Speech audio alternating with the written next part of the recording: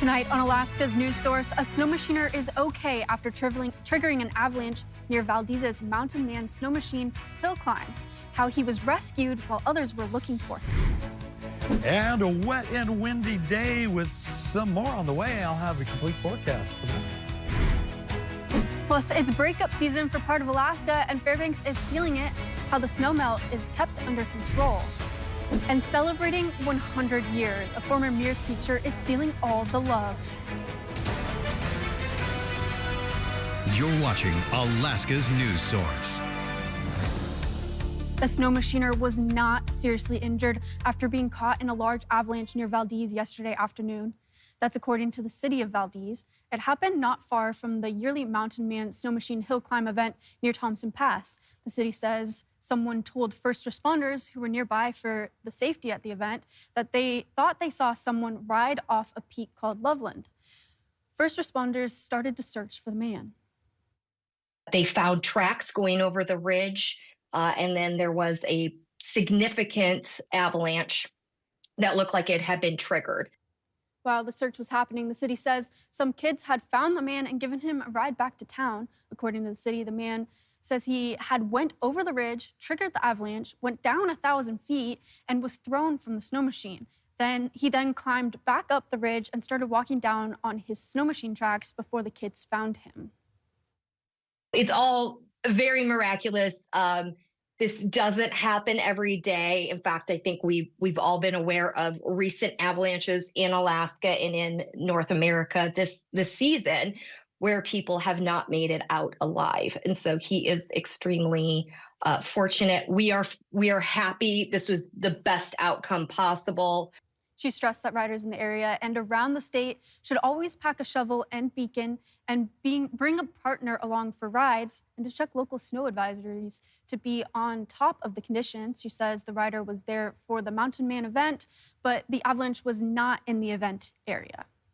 And a paraglider was taken to the hospital last night after they crashed near Bird Ridge. The Anchorage Fire Department says it happened not long before 9 p.m. Bird Ridge is near the Seward Highway. Video posted online shows a small backup on the highway with first responders around the time of the crash. And the Anchorage Police Department said it is not aware of any road closures from the situation. There is no word on the paraglider's condition, but AFD said the person was wearing a helmet. And it's a rather gray day today. Meteorologist Robert Forget has the weather.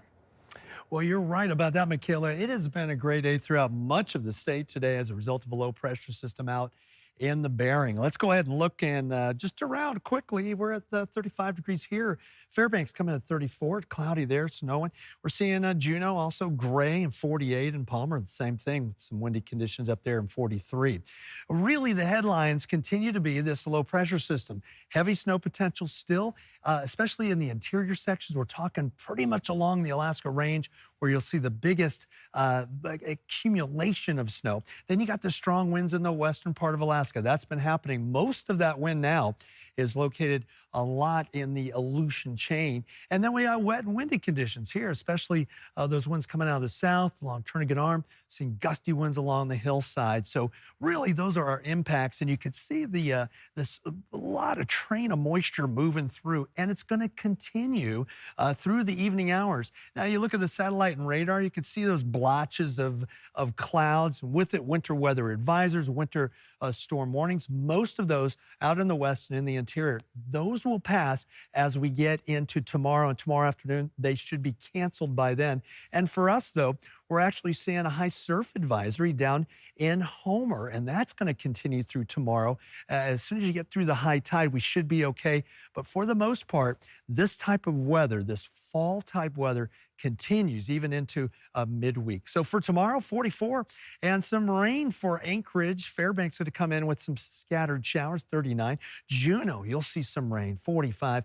And Bethel, a mixture of snow and then changing to rain, and 39. I'll have the complete state forecast as we get later on in the show. As temperatures warm up in Fairbanks, melting snow brings back the seasonal possibilities of neighborhood flooding. Alex Bingle spoke with the Public Works Department to learn how to respond to flood situations and who you should call if the water is getting near your home. At the corner of Cowell Street and 23rd Avenue, crews from Fairbanks Public Works respond to flooding caused by blocked storm drains. a thorn in their side during an otherwise easy season. We've opened up about 40 drains so far this year that have needed, our attention. Usually, this kind of flooding occurs because ice is formed around or below a storm drain, and it can happen anywhere in town. They need to be thawed out, and we have boiler trucks that produce steam that we send down a line to melt the ice under the ground so that we can make a hole for the water to go through. Sometimes, crews have to drop what they're doing to respond to emergencies. When it's about ready to damage property, like it's getting ready to come in my house, it is inches from my house. It is already coming in my house. Those instances like that that are our responsibility is deemed an emergency, and we get over there to remove the water as fast as we can. Public Works responds to blocked drains in the city limits, while those living in the Fairbanks North Star Borough are advised to call their service area commissioners or the Department of Transportation if the flood is on a major road. If it's not one of the city's responsible roads for maintenance, then we'll let you know who to call next. We'll give you a number, and you can call the appropriate authority for addressing that water concern. And at the college service area, a stretch of stagnant water has appeared at the corner of Dartmouth Drive and Yale Way, a bittersweet sign that spring is here. Alex Bengal, Alaska's news source. If you grew up in Anchorage a few decades ago, it may be a name you know. Former teacher Phyllis Sullivan turned 100 years old earlier this month. And yesterday, some friends and former students gathered to say hi and catch up. Charlie Fellows took a stroll with them down memory lane. Happy birthday to you. I recommend you hang in there. The first 100 are the most fun. Ask her loved ones what comes to mind when they think of Phyllis Sullivan, and you'll get a variety of answers. Some point to her career. Education has been the primary thing in her entire life. She's always been a school teacher, and she's been one of the sweetest people in the entire world, says her youngest son. Others, her baking. She go to the store and get some bananas, and she made banana bread. She baked lots for us. But they all agree on one thing.